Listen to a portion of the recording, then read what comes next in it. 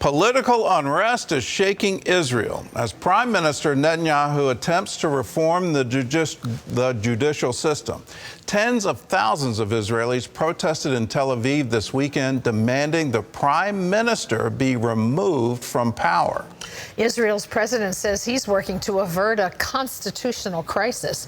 Chris Mitchell reports from Jerusalem on the rising conflict. The nearly 80,000 demonstrators warned that changes to the judicial system are a major threat. The majority is one thing, I accept that, but the changes that are being proposed are going to the core of the way this country is managed and organized, and this we cannot allow. At Sunday's cabinet meeting, Netanyahu pushed back against the demonstrators, which included members of the Israeli left, Antifa members, and people carrying Palestinian flags.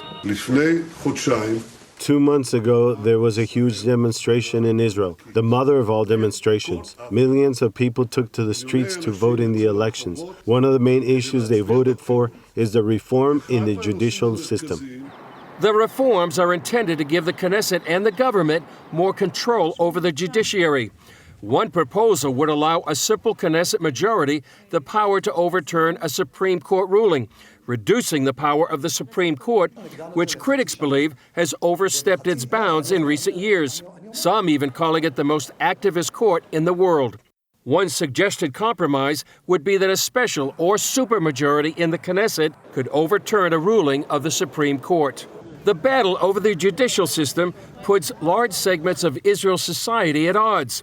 Only 42% of Israelis trust the Supreme Court, while the leader of the Tel Aviv demonstration called on Israeli President Isaac Herzog to declare Benjamin Netanyahu unfit for office.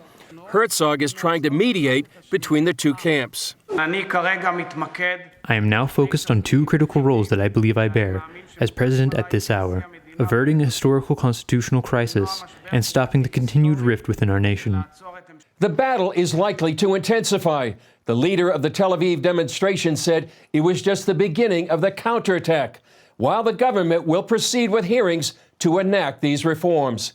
Chris Mitchell, CBN News, Jerusalem. Well, it seems like the whole world is shaking, and whether it's Israel or Brazil or right here in the United States, and it all has to do with various arms of government exceeding their mandates and exceeding what is allowed. What's happening here is Benjamin Netanyahu was accused of corruption.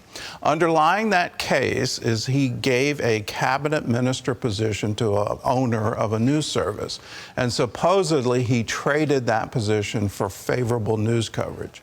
Well, if that is corruption, then every ambassador ever appointed by any government or any cabinet officer or any minister in any government is somehow, it's linked to corruption. That's the deal. You support a prime minister, you support a president, and in that support, you get the victor gets the spoils. So this is a reaction to that, and the Supreme Court of Israel was part of it. They allowed these cases to go forward. We've seen this in the United States, the weaponization of the judicial process, and Tom DeLay is sort of the poster child. He got indicted out of Texas. It took the Fifth Circuit to overturn that.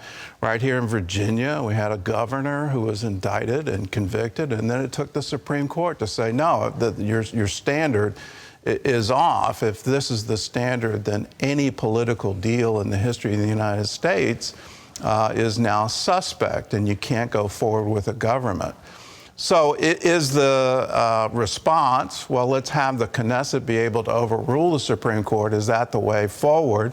In the U.S., we've had just incredible battles for Supreme Court justices, all because the judiciary started legislating from the bench and changing things without the approval of the people.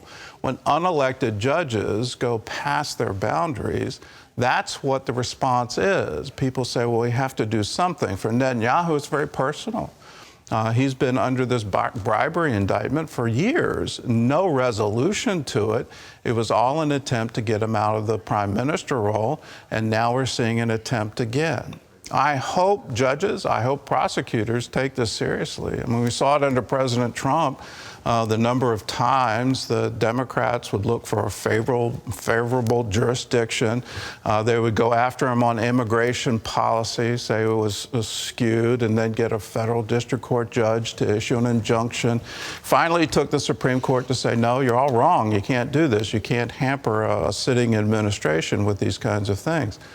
But will we see more of this? My prediction is yes, because the whole world seems to be polarized, and everything that can be shaken is being shaken. We, as Christians, have good news. We have a government that can never be shaken, and let's turn and ask for that government to intervene.